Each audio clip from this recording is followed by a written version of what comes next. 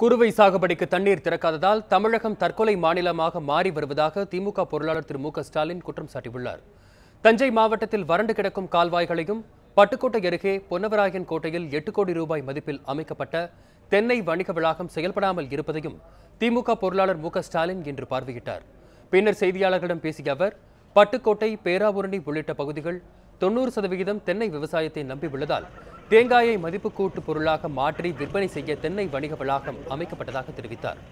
ஆனால் இந்த வளாகம் செயல்படாமல் தற்போது எந்திரங்கள் வீணாகி உள்ளதாகவும் தெரிவித்த திரு மு க ஸ்டாலின், இந்த வணிக வளாகம் மீண்டும் செயல்பட நடவடிக்கை எடுக்க கோரி திமுக சார்பில் விரைவில் போராட்டம் நடத்தப்படும் என்றும் கூறினார். குறுவை சாகுபடிக்கு தண்ணீர் திறக்காததால் தமிழகம் தற்கொலை மாநிலமாக மாறி வருவதாகவும், தமிழகத்தில் செயல்படாத ஆட்சியும் செயல்படாத முதல்வரும் இருப்பதாகவும் அவர் கூறினார். முதலமைச்சராக அம்மையார் ஜெயலலிதா அவர்கள் மீண்டும் பதவிக்கு வர வேண்டும். அதற்காக அங்கப்பிரவேசம் செய்வது, கோயிலில் பூஜை நடத்துறது, அந்த பணிகளை தான் செஞ்சுக்கிட்டு இருந்தாங்க. இப்போ அவங்க கோரிக்கை நிறைவேற்றப்பட்டு இப்போ முதலமைச்சராக ஜெயலலிதா வந்ததற்கு பிறகு கூட இன்னமும் எந்த பணிகளையும் ஈடுபடாதது வேதனைக்குரியதாக இருக்குது.